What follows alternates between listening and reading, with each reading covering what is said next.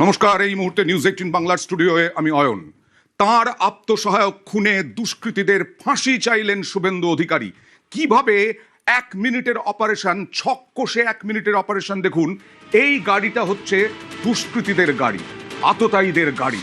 এই গাড়ি করেই দুষ্কৃতীরা এসেছিল এবং তারপরে এই গাড়ি আটকায় চন্দ্রনাথ রথের গাড়ি। দেখুন, আরো একবার দেখাবো। এই গাড়িতে, এই গাড়ি করে দুষ্কৃতীরা আসে, চন্দ্রনাথ রথের গাড়ি তারপরে ঢোকে, চন্দ্রনাথ রথের গাড়ি আটকানো হয়, সামনে বাধা থাকায় আটকায় চন্দ্রনাথের গাড়ি। গাড়ি আটকানোর পর পয়েন্ট ব্ল্যাঙ্ক রেঞ্জ থেকে গুলি, একেবারে সিসি ক্যামেরা ফুটেজে প্রকাশ্যে ফায়ারিং এর মুহূর্ত। শুধু তাই নয়, দুদিক থেকেই গুলি চালানো হয়, আর তারপরে গাড়ি ফেলে বাইকে করে পালায় দুষ্কৃতীরা। সিসি ক্যামেরা ফুটেজে প্রকাশ্যে ফায়ারিং এর মুহূর্ত। নৃশংসভাবে খুন করা হলো 1 মিনিটের মধ্যে। আর এই 1 মিনিটের মধ্যে অপারেশন চালিয়ে বিকেল থেকে অপেক্ষা করছিল চন্দ্রনাথ রথের জন্য এই আততায়ীরা। দাঁড়িয়ে গেল চন্দ্রনাথের গাড়ি, দেখছেন, আটকে দিল আততায়ীরা। সামনে বাধা থাকায় আটকায় চন্দ্রনাথের গাড়ি, আর সেই গাড়িতেই ছিল দুষ্কৃতীরা আততায়ীরা নেমে এসে একেবারে খুব কাছ থেকে চন্দ্রনাথ রথ এবং তার ড্রাইভারকে 12 থেকে 16 রাউন্ড গুলি চালায়। গুলিতে মৃত্যু হয় চন্দ্রনাথ রথের, আর তার ড্রাইভার অর্থাৎ বুদ্ধদেব বেরা, তিনি এখন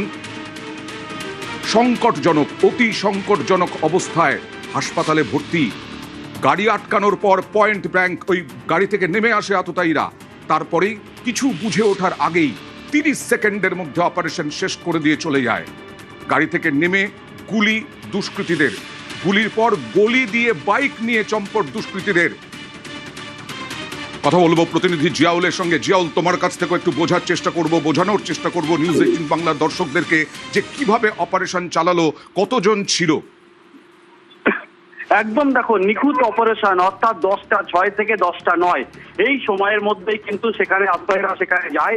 এবং যখন চন্দ্রনাথ নাথের অর্থাৎ রথের যখন গাড়ি অর্থাৎ সেখানে যায়, অর্থাৎ দোলতলা থেকে একেবারে সেই রাস্তা দিয়ে যখন ভিতরে ঢোকে, তখনই কিন্তু তার বাড়ির মাত্র 500 মিটার দূরে, সেখানে 50 মিটার দূরে সেখানে কিন্তু আততায়ীরা সেখানে উপস্থিত ছিল। এবং অর্থাৎ তার যখন গাড়িটি ঢোকে সেই সময় আরেকটি সাদা রঙের গাড়ি তার সামনে চলে আসে, এবং সামনে চলে আসার পরেই সেখানে শুরু হয় গুলি বৃষ্টি। অর্থাৎ দুই সাইড থেকে, চালকের দিক থেকে এবং চালকের উল্টো সাইডে যেখানে এই চন্দ্রনাথ রথ যেখানে বসেছিলেন, অর্থাৎ দুই সাইড থেকে নিখুঁত অপারেশন। অর্থাৎ 10টা 6 থেকে 10টা 9 প্রায় 12 থেকে 16 রাউন্ড গুলি চালানো হয়। এবং সেই গুলি চালানোর পরেই কিন্তু চন্দ্রনাথের শরীরে একাধিক গুলি লাগে, এবং তার যে চালক তার যেমন গুলিবিদ্ধ লাগে, এবং যে পিছনের সিটে বসেছিল মাঝের সিটে সেখানেও কিন্তু সেও গুলিবিদ্ধ হয়। পরে নিখুঁত অপারেশন। এবং এই আততায়ীরা যারা সিসিটিভি ফুটেজ যারা তুমি দেখাচ্ছ নিউজ 18 বাংলার দর্শকদের, ফলে তারা কিন্তু একা স্পষ্ট যে ঠিক সেই সময় অর্থাৎ যখন চন্দ্রনাথের গাড়ি অর্থাৎ ঢুকছিল অর্থাৎ দোহারিয়া হয়ে অর্থাৎ বাড়ি থেকে মাত্র 50 মিটার দূরে, সেই সময় তার পিছনে আরো দুটি বাইক ছিল। এবং এই গুলি চালানো 3 মিনিটের মধ্যে গুলি চালানোর পরে তারা কিন্তু সেখান থেকে হেলমেট, মুখে কালো কাপড় দিয়ে তারা কিন্তু আবার দোহারিয়ার দিকে বেরিয়ে আসে। অর্থাৎ যখন এই আততায়ীরা সেই গাড়ির পিছন দিয়ে যাচ্ছিল, তখন কিন্তু তাদের মাথায় কোনো হেলমেট ছিল না। অর্থাৎ গুলি চালানোর পরেই কিন্তু তারা আবার হেলমেট নিয়ে তারা সেখান থেকে বেরিয়ে আসে। তাহলে এখানেই প্রশ্ন উঠছে, তাহলে কি আরো আততায়ী সেখানে উপস্থিত ছিলেন? বলে একাধিক ব্যক্তি সেখানে উপস্থিত ছিলেন, একাধিক দুষ্কৃতীরা উপস্থিত ছিলেন, এমনটাও কিন্তু জানা যাচ্ছে। কিন্তু যেভাবে খুব কাছ থেকে পরপর গুলি চালানোর ঘটনা, বলে এখনো পর্যন্ত পুলিশ সূত্রে যেমনটি খবর, বলে 12 থেকে 16 রাউন্ড গুলি কিন্তু ঘটনাস্থলে চালানো হয়েছে। আরো একবার ছবিটা দেখাই। প্রথমে আততায়ীদের গাড়ি ঢুকলো এই গলিতে, পেছন চন্দ্রনাথ রথ আসছেন তার গাড়িতে, এটা খবর ছিল, পূর্ব পরিকল্পিত একেবারে। তারপরে চন্দ্রনাথ রথের গাড়ি আটকানো হয়, চন্দ্রনাথ রথের সাদা রঙের গাড়ি আটকানো হয়। কিছু বুঝে ওঠার আগেই আততায়ীরা গাড়ি থেকে নেমে পর গুলি চালায়। 12 থেকে 16 রাউন্ড গুলির খোল পড়ে রাস্তায়। তারপরে গাড়ি ফেলে রেখে বাইকে করে পালিয়ে যায় দুষ্কৃতীরা। এই দুষ্কৃতীরা নাকি বিকেল থেকেই অপেক্ষা করেছিল চন্দ্রনাথ রথের জন্য, তার মানে একেবারে পূর্ব পরিকল্পনা। জিয়াউল, একদম দেখো, তার কারণ একেবারে 10টা 6 তিনি যখন উপস্থিত হন সেই সময় কিন্তু হামলা হয়।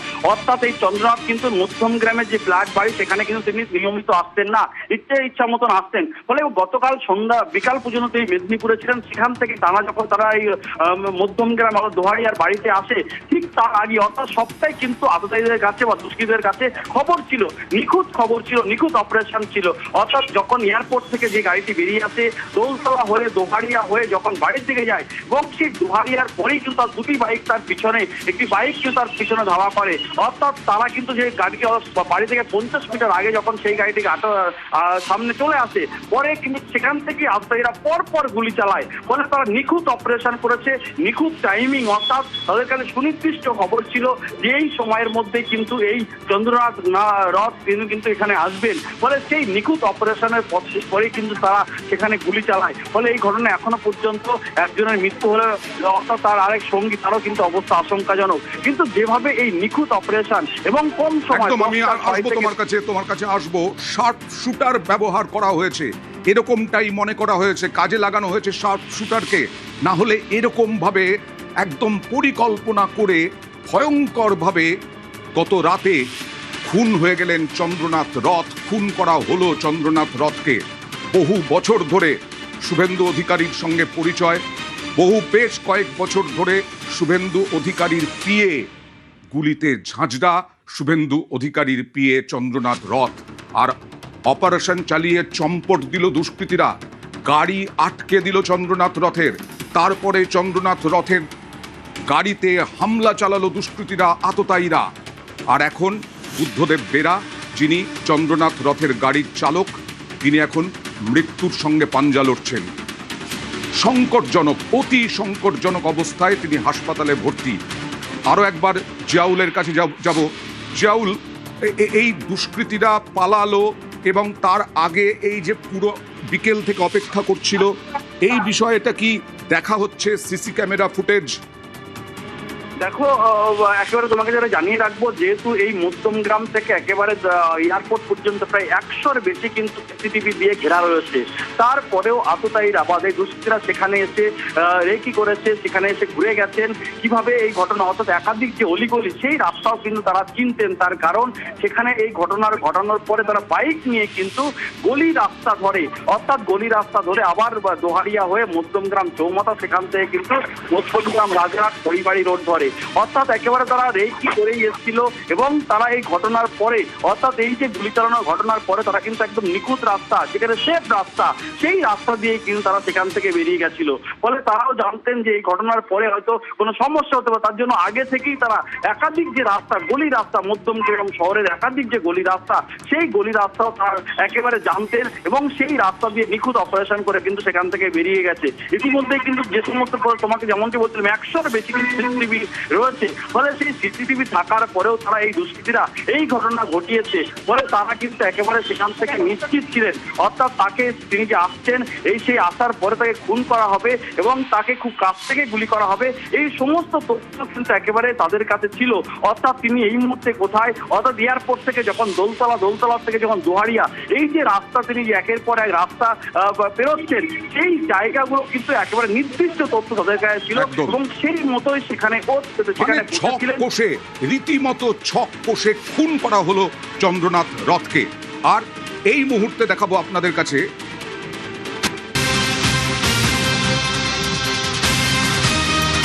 একটি ঘটনাস্থল থেকে 4 কিলোমিটার দূরে একটি বাইক উদ্ধার হয়েছে। 4 কিলোমিটার দূরে একটি বাইক উদ্ধার। মনে করা হচ্ছে এই বাইকেই পালাচ্ছিল আততায়ীরা। তদন্তে অনুমান, প্রাথমিকভাবে অনুমান, এই বাইকটাকে কিভাবে কাজে লাগানো হয়েছিল বলে মনে করা হচ্ছে। জিয়াউলের সঙ্গে কথা বলবো, তবে তার আগে আপনাদেরকে, এই বাইকে এসেই কি হামলা, এই বাইকে করেই কি পালিয়েছিল সন্দেহভাজন, এই বাইকে করেই কি পালিয়েছিল দুষ্কৃতীরা? ঘটনাস্থলের 4 কিলোমিটার দূরে মনে করা হচ্ছে, প্রাথমিক তদন্তে অনুমান, যে এই বাইকে করে এসেই হামলা। গাড়িতেও ছিল, আবার বাইকেও এসে হামলা চালিয়েছে, বাইকে পালালো। কথা বলবো প্রতিনিধি জিয়াউলের সঙ্গে। জিয়াউল, কি মনে করছেন তদন্তকারীরা? দেখো ইতিমধ্যেই কিন্তু অর্থাৎ যে দুষ্কৃতীরা যে গাড়িটা নিয়েছিল সেই গাড়িটি কিন্তু ফেলে পালায়, বলে সেই গাড়িটি কিন্তু ইতিমধ্যেই বাজেয়াপ্ত করা হয়েছে এবং সঙ্গে যে বাইকে করে তারা সেখান থেকে পালিয়েছিল বলে সিসিটিভি ফুটেজে কিন্তু স্পষ্ট। ফলে সেখান থেকে কিন্তু ইতিমধ্যেই 4 কিলোমিটার দূর থেকে একটি বাইক সেখান থেকে উদ্ধার হয়েছে। অর্থাৎ এটা মনে করা হচ্ছে এই দুষ্কৃতীরা এই বাইকে করেই কিন্তু সেখান থেকে চম্পট দিয়েছিল। ফলে একাধিক বাইক যেমন ছিল, কিন্তু এখনো পর্যন্ত একটি বাইকের সন্ধান কিন্তু পাওয়া গেছে। পুলিশ কিন্তু সেই বাইকটি উদ্ধার করেছে, কিন্তু এই বাইকে করেই যে এসেছিল সেটা কিন্তু একেবারে বলা যেতে পারে পুলিশ নিশ্চিত করেছেন। ফলে এই বাইকের থেকে এই বাইকের নাম্বার কি ঠিকঠাক নাকি ভুয়ো? না, এখনো পর্যন্ত তেমন কিছু জানা যায়নি, কিন্তু এই বাইকটি করে এসেছিল অর্থাৎ যে সিসিটিভি ফুটেজ, সেই সিসিটিভি ফুটেজেই কিন্তু লক্ষ্য করা গেছে এই বাইকটি অর্থাৎ যে নাম্বারটি রয়েছে সেই নাম্বারের বাইকই কিন্তু এসে এখানে পাওয়া গেছে। অর্থাৎ 4 কিলোমিটার দূরে, ঘটনাস্থল থেকে প্রায় 4 কিলোমিটার দূরে একটি ফাঁকা জায়গায় সেই বাইকটি পাওয়া গেছে। ফলে এই বাইকে করেই যে আততায়ী এসেছিল সেটা কিন্তু নিশ্চিত। ইতিমধ্যে সেই বাইকটিও কিন্তু বাজেয়াপ্ত করা হয়েছে। বাইক আটক। গাড়ি ফেলে পালানোর সময় কি এই বাইক ব্যবহার করা হয়েছিল তদন্তে পুলিশ। আর শুভেন্দু অধিকারী বিস্ফোরক, তার আত্মসহায়ককে কেন খুন করা হয়েছে? তার দাবি ভবানীপুরে জেতার জন্য, হারানোর জন্য, তৃণমূলকে হারানোর জন্য আত্মসহায়ক খুন। বিরোধী দলনেতা হওয়ায় চন্দ্রনাথকে খুন, চাঞ্চল্যকর অভিযোগ শুভেন্দু অধিকারী।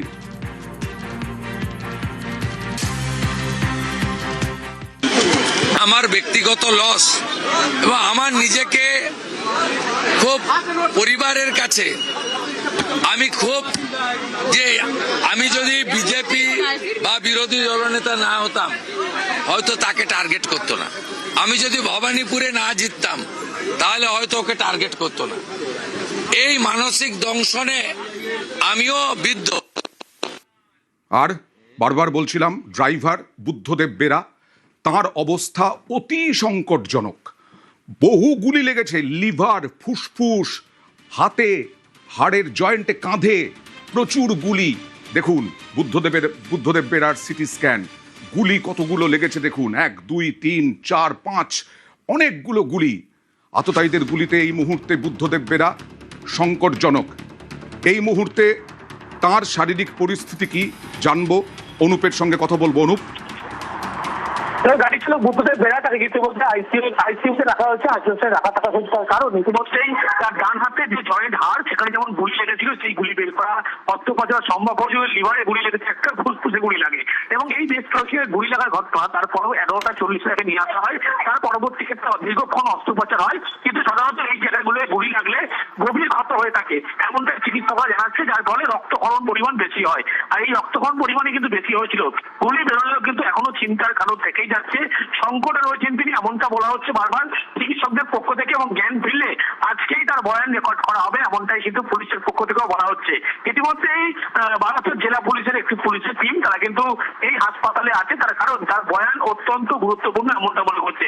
কিন্তু চিকিৎসকরা জানাচ্ছে এই ধরনের এই কয়েকটি জায়গায় গুলি লেগে থাকলে বেশি পরিমাণে রক্তক্ষরণ থেকে শুরু করে একাধিক সমস্যা গভীর ক্ষত হওয়ার ফলে হয়ে থাকে। সেক্ষেত্রে তার সময় লাগবে, 72 ঘন্টা না গেলে কোনো কিছু জানা যাবে না বলে এমনটা চিকিৎসকদেরকে জানানো হচ্ছে। প্রত্যেকটি গুলি নিশানা দেখে বোঝা যাচ্ছে, চিকিৎসকরা জানাচ্ছেন ডান দিক থেকে কিন্তু প্রত্যেকবার এই গুলি করা হচ্ছিল, এই গুলিগুলো ডান দিক থেকে তার লেগেছিল, যার ফলে এই গভীর ক্ষত হয়েছে এমনটাই কিন্তু বলা হচ্ছে। সেই কারণে তাকে অস্ত্রোপচারের পরবর্তী ক্ষেত্রে আইসিইউতে তাকে রাখা হয়েছে, পর্যবেক্ষণে তার চিকিৎসা করা হচ্ছে বলে এমনটাই হাসপাতাল কর্তৃপক্ষ তারা জানাচ্ছে। বুদ্ধদেব বেরার পরিবাররা কি বলছেন দেখুন তো, পরিবারের সদস্যরা। ও গাড়ি চালাচ্ছে এখন 4-5 বছর। গতকাল রাত্রিতে 10টা নাগাদ আমরা টিভির মাধ্যমে দেখতে পাই উনি যে গাড়িতে ছিল ওর সঙ্গে যিনি চন্দ্রনাথ বাবু ছিলেন ওনাকে গুলি করা হয়েছে। যে এখন ওটি হয়েছিল তা বেডে দিয়েছে, এখন 72 ঘন্টা না যাওয়া পর্যন্ত ডাক্তারবাবুরা কিছু বলতে পারছে না। কে বা কারা করেছে এখনও পর্যন্ত কোনো জানতে পারিনি। আমরা চাইছি যারা এই ঘটনাটা ঘটিয়েছে তাদের দৃষ্টান্তমূলক শাস্তি হোক। কয়েকদিন ধরেই চন্দ্রনাথের কাছে হুমকি, হুঁশিয়ারি আসতো, খুনের হুমকি আসতো, এরকমটাই পরিবারের সদস্যরা দাবি করছেন। এবং পুলিশের কাছে সেই নাম্বার, যে নাম্বার থেকে হুমকি আসতো ভোটের ফলাফলের পরেই, সেই নাম্বারগুলো পুলিশকে দেওয়া হয়েছে। চন্দ্রনাথ রথকে লাগাতার হুমকির দাবি পরিবারের। ভোটের ফল বেরোনোর পর 3টে ফোন নাম্বার থেকে হুমকির অভিযোগ। চন্দ্র গতকাল যখন আসে আমাদের সঙ্গে বসছিল তা বলছে আমাকে তো এইভাবে হুমকি আসছে, 3টে নম্বর থেকে এসছে, একটা ফেসবুক, 2টো হোয়াটসঅ্যাপ, 3-4 দিন আগে। হ্যাঁ, না আগে। সেই জন্য আমি এসপি সাহেবকে নম্বরগুলো সব দিয়েছি এবং আইবি ডিপার্টমেন্টেও দিয়েছি আমরা। তারপরেই তো এই অঘটন ঘটে গেল। ভবানীপুরে কাউন্টিং নিয়ে একটা ঝামেলা হয়েছিল, সুন্দর ঢুকেছিলেন, ও ছিল সঙ্গে, আত্মহত্যা তেমন কিছু হয়নি। এবার ওই আক্রোশ উনি ওনার হার উনি মেনে নিতে পারেননি, যার প্রতিহিংসার ফল এটা হলো। আর সেই জন্য আমরা চাইছি যেমন ধরা পড়বে সঙ্গে সঙ্গে খরচ হয়ে যায়।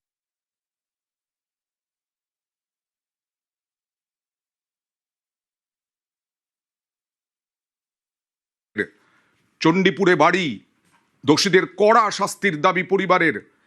ভবানীপুর নন্দীগ্রামে দায়িত্বে ছিলেন চন্দ্রনাথ রথ।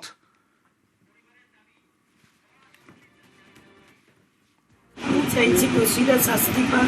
কি শাস্তি চাইছেন? আমি একজন মা, আমি চাইবো না তাদের ফাঁসি হোক, কিন্তু যাবজ্জীবন কারাদণ্ড চাইছি। আমার মনে হয় ও এই ভোটের লড়াইতে ভবানীপুর, নন্দীগ্রাম, চণ্ডীপুর বিভিন্ন জায়গার দায়িত্বে ছিল, যার জন্য আমার মনে হয় ওর প্রতি টার্গেট ছিল তৃণমূলের, যে ওইখানে শুভেন্দুবাবু মমতাকে হারিয়েছে, যার জন্য আমার মনে হয় এই প্রতিশ্রুতি ছিল। আর পরিবার অভিযোগ করছে যে নন্দীগ্রাম, ভবানীপুরে তৃণমূলকে হারানোয় সেই আক্রোশেই চন্দ্রনাথ রথকে খুন করা হয়েছে।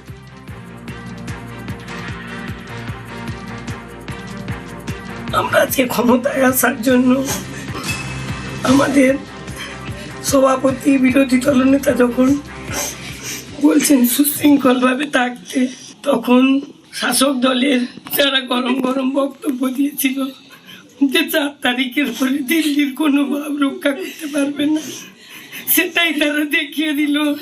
নতুন সরকার যে গঠন করবে তার কাছে ওটা নেব যে আমার ছেলের এই মৃত্যুর জন্য শাস্তিটুকু হয়। তাকে যেভাবে কষ্ট দিয়ে এতটাইরা মারলো, পুরো তৃণমূলেরই সাজানো গল্প।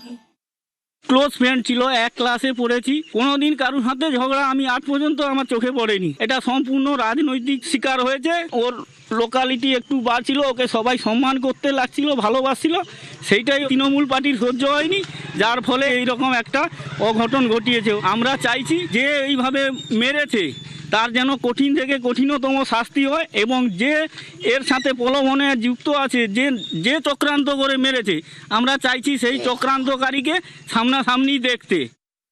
খুব দারুণ মানুষ ছিল, আর অসুখ বেসুখ কিছু হলে এক ফোন করলে আমার কোনো দরকার হলে যা বলবো, যখন যেটা দরকার আমাদের সমস্ত হেল্প করতো। কারোর সঙ্গে কোনো রাগারাগি ঝগড়াঝাটি ছিল না। ওনাকে পুরো প্ল্যানিং করে মারা হয়েছে, যারা করেছে পুরো শাস্তি চাই, কেউ যেন ছাড় না পায়। ভেঙে পড়েছেন ওই এলাকার বাসিন্দারা। কালকে চণ্ডীপুরেই গিয়েছিলেন শুভেন্দু অধিকারীর সঙ্গে। গতকাল চণ্ডীপুরেই ছিলেন চন্দ্রনাথ রথ। বিজেপি কর্মীরা তাকে সম্বর্ধনা দেন। শুভেন্দু অধিকারীর পিএ এই চন্দ্রনাথ রথ কালকে বিপুল সম্বর্ধনা পান। তারপরে কলকাতায় ফেরার সময় আততায়ীরা একেবারে শেষ করে দিল। শুভেন্দু অধিকারী দাবি করছেন ভবানীপুর এবং নন্দীগ্রামে হারানোতেই আক্রোশ। পরিবারও দাবি করছে, আর সেইখান থেকে চন্দ্রনাথ রথকে খুন। উনি আমাদের চণ্ডীপুরের অভিভাবক ছিলেন। যেহেতু আমরা একটা বিরাট জয় লাভ করেছি, তার আনন্দে উনি আমাদের সঙ্গে মিলিত হতে এসেছিলেন এবং আমাদেরকে বার্তা দিলেন যে যাতে আমরা এলাকায় শান্তি শৃঙ্খলা বজায় রাখি। দুপুর 1টা থেকে বিকেল 3টে পর্যন্ত উনি আমাদের সঙ্গে ছিলেন। এই যে ঘটনা আমরা মানতে পারছি না, পরিকল্পিতভাবে আমাদের দাদাকে নৃশংসভাবে খুন করা হয়েছে। আমরা এর বিচার চাই। আপনার জয়ের পেছনে তো বিরাট ভূমিকা ছিল চন্দ্র। হ্যাঁ, বিরাট ভূমিকা ছিল। ও যে আমাকে ইন্সপায়ার করেছে। আমি তো রাজনীতিতে ছিলাম না কোনো দিনই। ও বলতো কি কি করতে হবে না করতে হবে, কোনটা জিনিস আপনাকে সামনে তুলে ধরতে হবে, আমাকে গাইড করতো। আমার পুরো গাইড ছিল ওই। আমি এখন কি করে এই যে সামলাবো সেটা আমি বুঝতেই পারছি না। অপরাধী ধরা পড়ুক এবং তার সমঝোতে শাস্তি হোক। চণ্ডীপুর থেকে কলকাতার বাড়িতে ফিরছিলেন, মধ্যমগ্রামের বাড়িতে, আর সেখানেই আততায়ীদের গুলিতে ঝাঁঝরা হয়ে গেলেন। বিকেল থেকেই, আবার বলছি যেটা বললাম আগে, বিকেল থেকেই আততায়ীরা অপেক্ষা করছিল। রাতে শুট আউট, রেইকি করে ছক কষেই শুভেন্দুর পিএকে খুন। রাতে দোলতলার দোহারিয়ায় ফ্ল্যাটের কাছে খুন হলেন চন্দ্রনাথ রথ। বিকেল 3:57 থেকে এখনো পর্যন্ত যা জানা যাচ্ছে, বিকেল 3:57 থেকে দোলতলা সাহারা ব্রিজের কাছে দুষ্কৃতীদের গাড়ি ঘটনাস্থল দোহারিয়া থেকে 700 মিটার দূরে সাহারা ব্রিজের কাছে অপেক্ষা করছিল আততায়ীরা। আততায়ীদের পালানোর জন্য আগে থেকেই বাইক প্রস্তুত ছিল। শুট আউটের পর বাইকে দুষ্কৃতীরা চম্পট দেয়।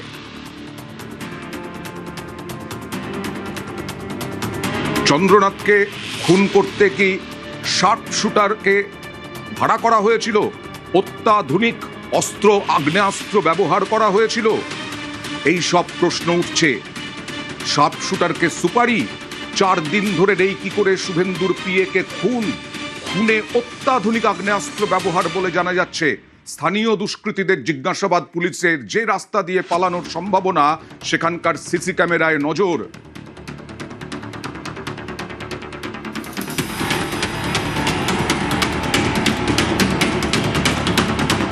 দেখুন শুট আউটের মুহূর্ত। চন্দ্রনাথের মাথা, বুক, পেটে গুলি লাগে। বেশ কয়েকজন স্থানীয় দুষ্কৃতীকে জিজ্ঞাসাবাদ করা হচ্ছে।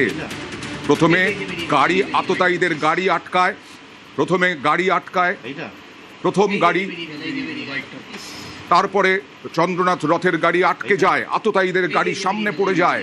আর আততায়ীদের গাড়ি সামনে পড়ে যাওয়ার সঙ্গে সঙ্গে আততায়ীরা গাড়ি থেকে নেমে চন্দ্রনাথকে গুলি চালায়। 12 থেকে 16 রাউন্ড গুলি। ঘটনাস্থলেই হাসপাতালে নিয়ে যাওয়া হয়েছিল শুভেন্দুর পিএ চন্দ্রনাথ রথকে।